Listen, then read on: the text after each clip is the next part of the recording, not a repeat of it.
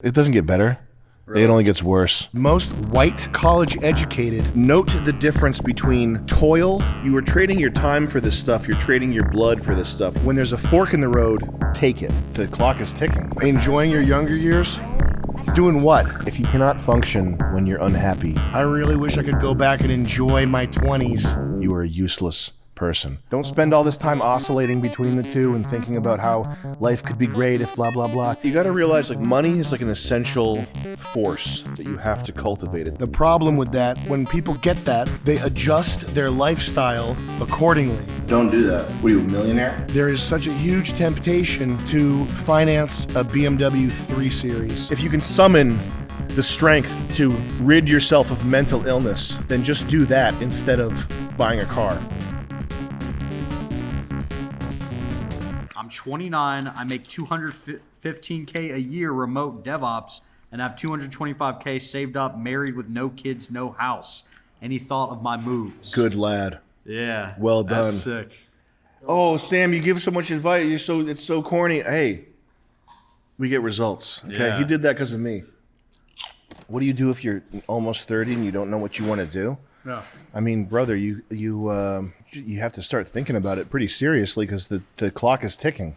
Yeah, you're done, bro. You cooked. Love the stream. 25, that's Doja. ancient. That's pretty old to not have an idea to be like floating around in the world. How did you get to age 28 and you don't have a vague idea or suspicion of what you want to do? I mean, my guess would be that has something to do with being overly social, smoking weed, drinking, being terminally online. You have to, step one is unplugging from all that so that you're sort of like present in your own skin, thinking about like the physical real world and like your role in it. You got to start doing that aggressively. If you're 28, you have to start moving. Finding out what you want to do, that's difficult. That's the hard part. No, 25 is a good year to wake up.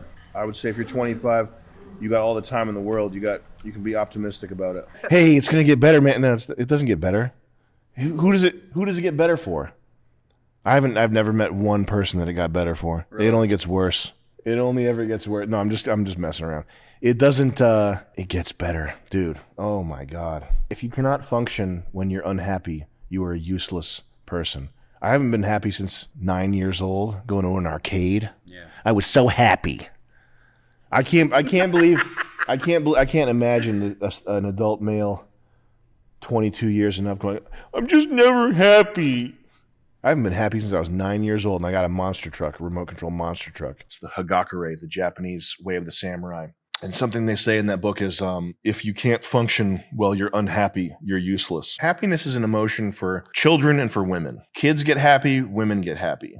Anytime I've heard, I'm not happy, from a guy, it's been a guy who has like nothing going on. Good God. Happiness? Oh my God. How about fulfilled? How about you find something worth fighting for, set a goal, and fulfill it, and spend your life doing it? That's all you get. I got a problem with developing discipline. Got any tips? Just get serious. A discipline problem. What are you, 17 years old? You got a discipline problem? You got to figure out what you want to do, and then that's the hard part, is figuring out what you want to do. I mean, I've said this 70, 100 times. You won't have a discipline problem if you have goals and you really want them. Struggle to identify what people are willing to pay for. Finding what people are willing to pay money for, that's tricky. You know, that you can spend years doing a bunch of random shit that doesn't make money and be searching for that. I mean, that's the kind of how I feel about my career, is that it took years to figure out how to find where the ability to monetize the content, how to do that. The flip side of that is, once you find something that works, hammer it.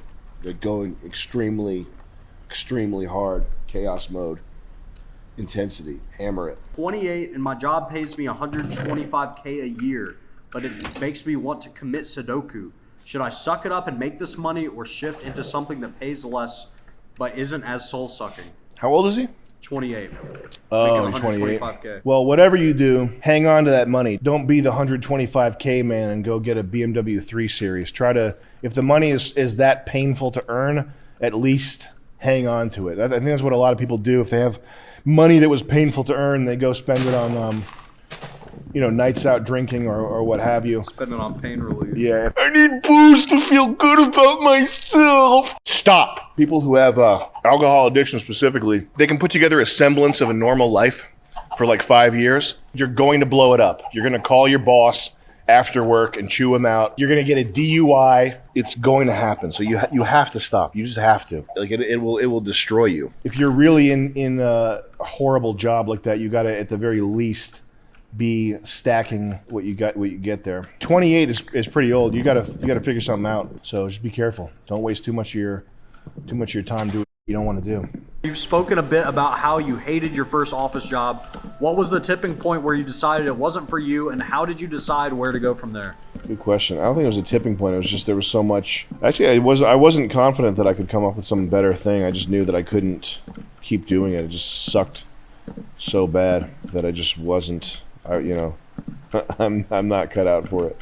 Working at a company and seeing how they do it at a corporate 9-to-5 type gig, that was a one thing that helped me a lot. Was I worked at a sports marketing place that did signage for sports stadiums, and seeing how a corporate, like, professional graphics place managed their every sort of element of their business, that was a very useful thing. In your 20s, note the difference between toil as in slavery, cotton picking, if you will, and things from which you can pull experience, take value from. So I had a job doing sports marketing, which very much sucked ass, but I got my work speed and my file handling procedure from that place. I got to see how a corporate 9-to-5 medium-sized business handles their so I was picking stuff up. So if the job that you have is like working at a sporting goods store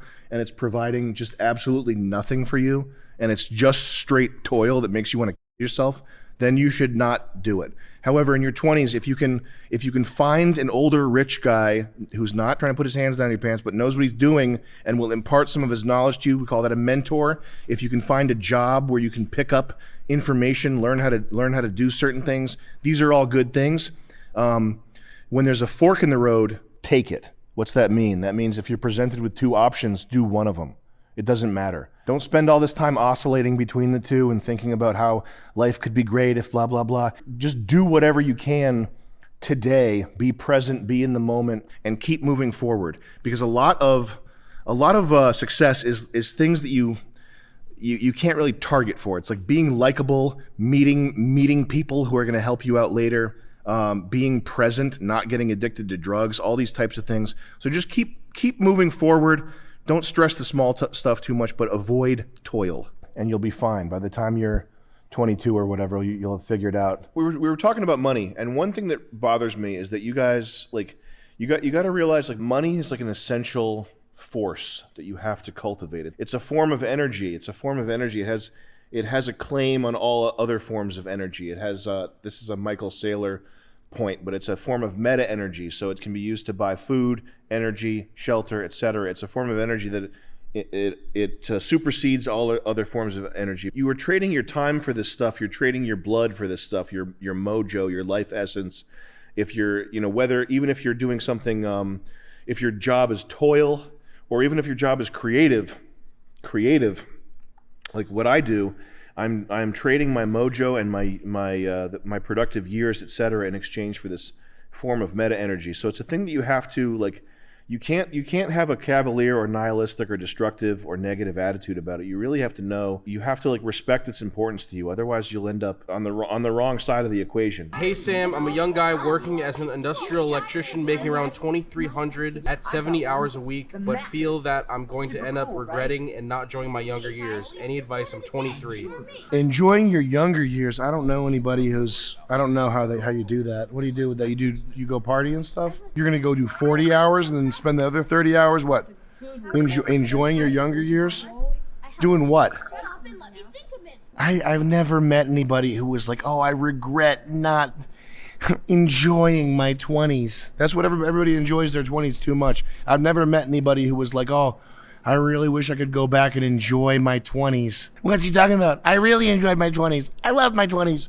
But, like, that's a lot of money. That's what, $10,000 a month almost? Yeah, almost. Stack the money. Stack it.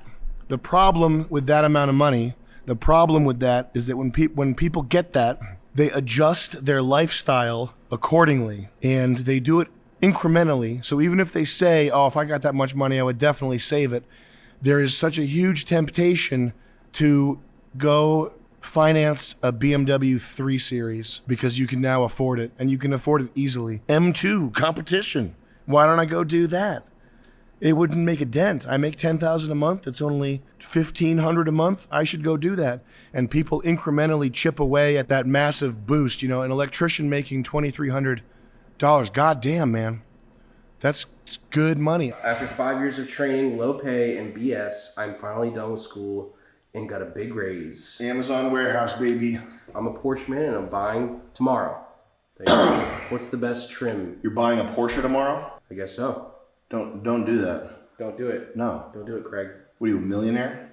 I guess so. Do not do that, man. The car, anything that you think you want, the car, jewelry, whatever, that's for people who when the way they think about that amount of money is the same way that you think about the cost of like food at KFC.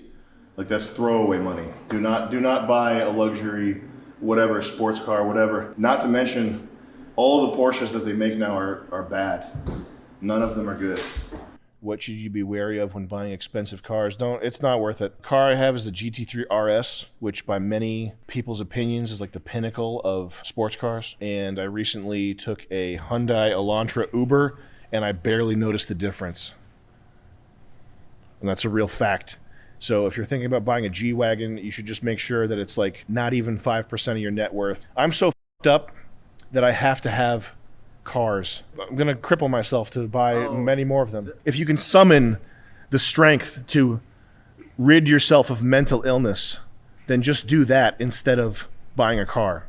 Just get a Hyundai Elantra. You'll have to explain less to your friends. You'll get less from your friends about it. Make sure you're not spending 5% or more of your net worth on it. You really don't want to do that. That's a really bad move. Get a beater.